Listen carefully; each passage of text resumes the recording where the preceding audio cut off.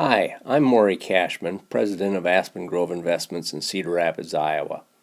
At Aspen Grove Investments, our mission is to help business owners transition ownership of their businesses on their terms.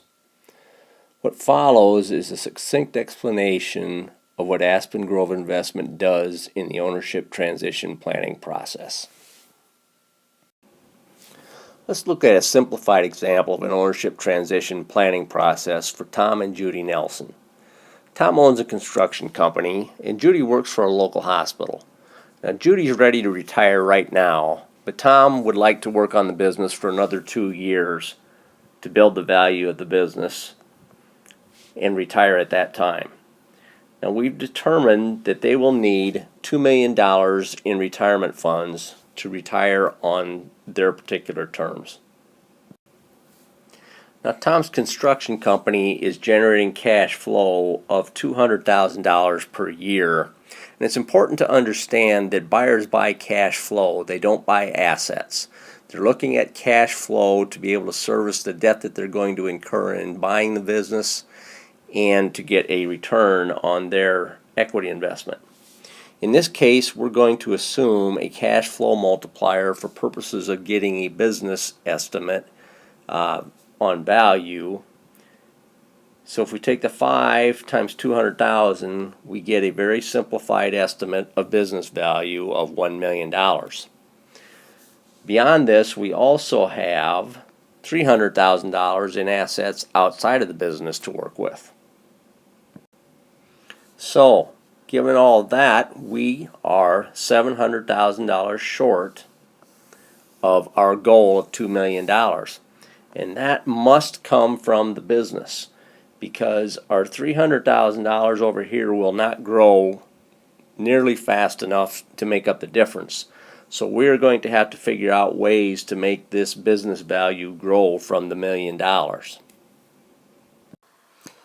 In most cases, the owner will be at the epicenter of his business world, and he will have relationships with his advisors, who in most cases are very good and will be very critical of this process.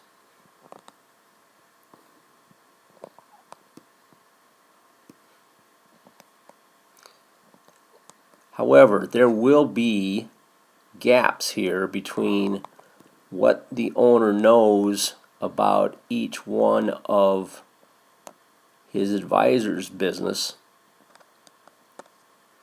and between what the advisor knows about the owner and his business goals and objectives. So we've identified 1, 2, 3, 4, 5 gaps in potential communication between the owner and his particular advisors. Further, there are gaps between the advisors, or potential gaps at least,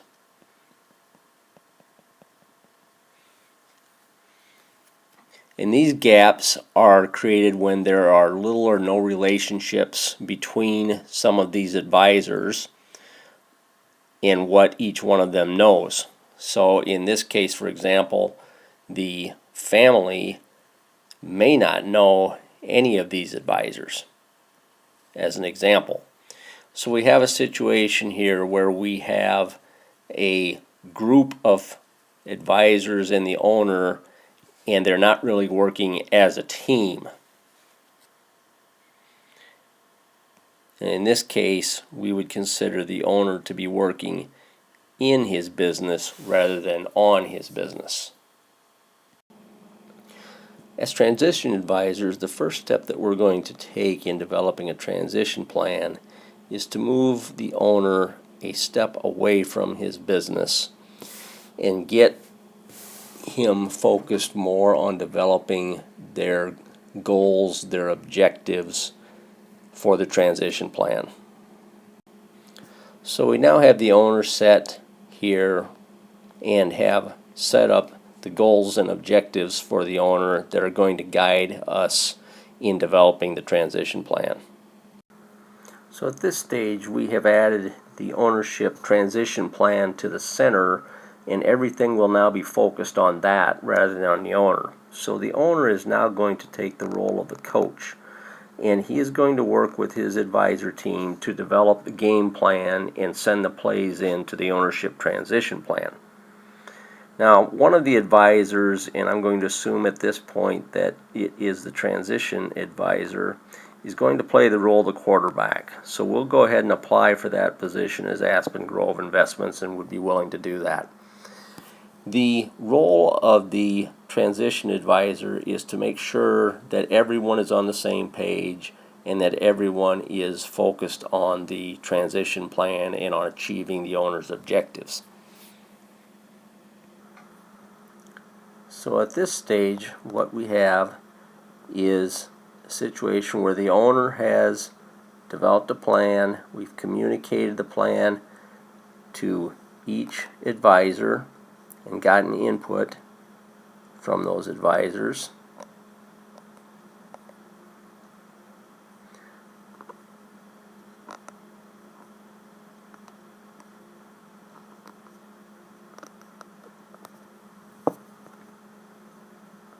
So everyone now is on the same page. And if you'll recall, we had gaps here before. So at this stage of the game, we have now eliminated those particular gaps. And everyone is hooked up and everyone is focused on the ownership transition plan itself. The other thing that we have done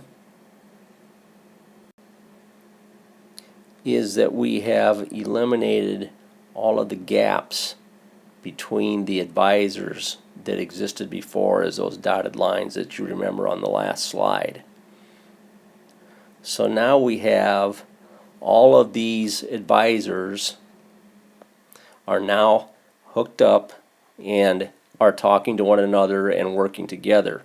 So we have a situation where we have an ownership transition planning team that is working together, talking to one another, and all focused around the ownership transition plan, which is driven by the owner's objectives. Now, to get the results of what our team did, let's go back to the original slide. And if you'll recall, we had an owner whose objectives were to retire in 2 years with a retirement fund of $2 million to be able to retire on their particular terms. We also had an original business value estimate of $1 million at that time, and we had assets outside of the business of about $300,000. Now, by working closely with the owner, we were able to identify ways to increase the annual cash flow from $200,000 to $225,000 per year. And just as importantly, we were able to raise the multiplier from a 5 to a 6. And the way that we were able to do that is that during the planning process, we also addressed other issues and made that cash flow much more sustainable than it had been before and much more repeatable. So the buyer is now willing to pay a multiple of 6 on that cash flow instead of 5. So by doing those two things, we have now been able to create additional business value of $350,000, and we now have a business that's worth $1,350,000.